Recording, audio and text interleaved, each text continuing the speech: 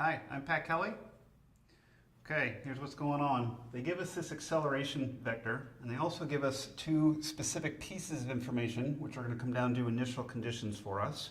And they also give us a t value, t equals 2, that I've tucked away, don't let me forget it. Because what they ask us to do is really three things. Is first, find the velocity vector. Second, find the position vector. And then finally, find the position of this particle or whatever it is at that specific time t equals 2. So it sounds like there's a lot of work to do, but I really don't think any individual part of it is that involved. I know it's well within your mathematical capabilities, so let's get to it.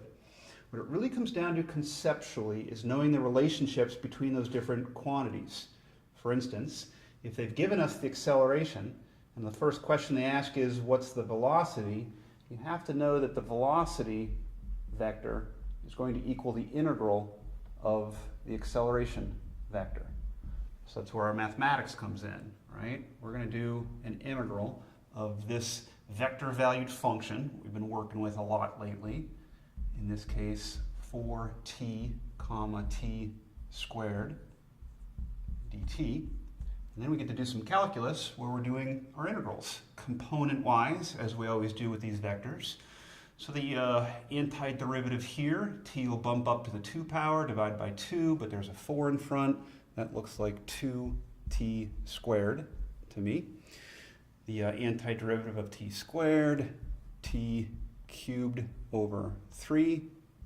That's a vector. And since it's an indefinite integral, don't forget your constant of integration. But with vector-valued functions, your constant of integration is also a vector. So we're going to have two components there. I'll just label C1 and C2. That we're going to try to get a handle on. I mean, this is a good temporary answer for our velocity vector, but we'll fine-tune it with one of our initial conditions. They tell us right here that v of 0 equals 5 comma 0. So let's work on this vector for velocity and this initial condition of v of 0. So what I do is I take that 0 and plug it in here.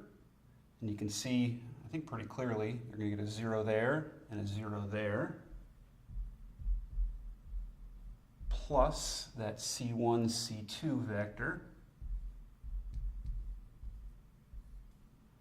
And I know that that equals 5 comma 0 as a vector from our initial condition, right? Okay. And what that does, in terms of the fine-tuning I mentioned, is we now have specific values for C1 and C2. C1 is obviously 5, C2 is 0. So, V of t equals, and I'm looking at is that temporary answer, if you will, but with specific values for C1 and C2. So, 2t squared plus, and my C1 we said was 5, comma, and then t cubed over 3 plus C2, which we figured out was 0. So I'll just close my vector there. All right, so that's a good answer. I think it's a really good answer for the velocity vector in this situation. Moving on, they also asked us for the position vector.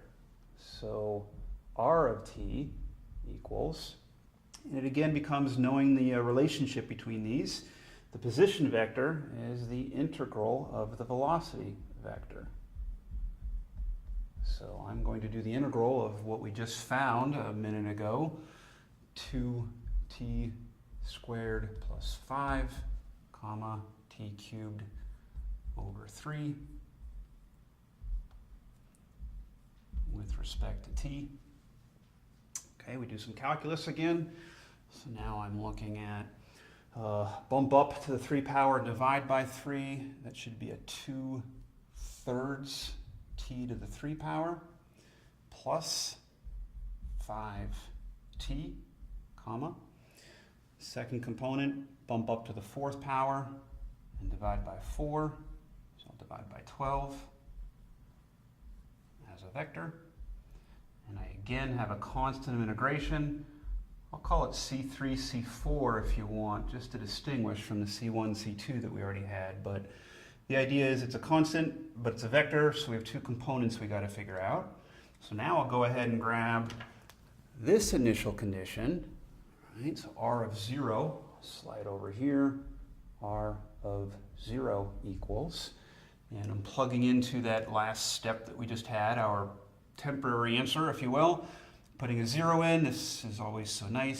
0 plus 0, that's going to be a 0. Second component, 0. You should see that that's going to be 0, 0 as a vector, plus the C3, C4 that we're trying to figure out. And we know that that equals from our initial condition 4, 2.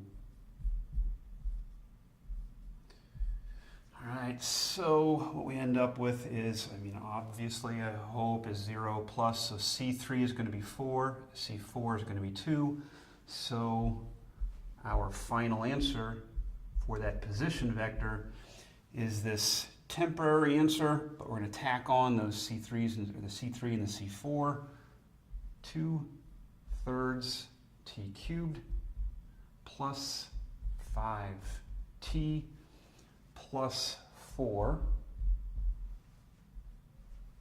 right? And then the second component is the t to the 4th over 12 plus the C4 that we found was 2 plus 2.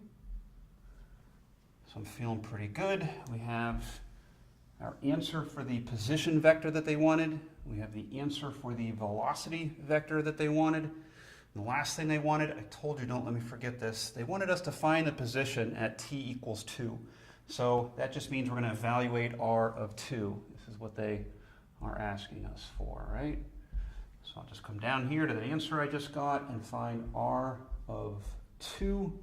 Plugging in, we get 8 times 2, 16/3 plus 10 plus 4, comma, plugging in a 2 to the 4th, that's 16 over 12, so 4/3 plus 2.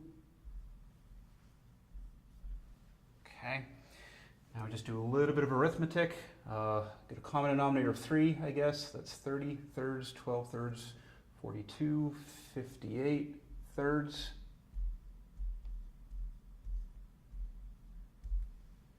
And then the second component, 4/3 plus 6/3, 10/3.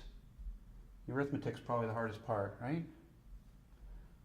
Final answer for r of 2. Okay, I'll circle that one too, just because those are the answers we wanted, those 3 guys there. Thanks, and I hope that helped.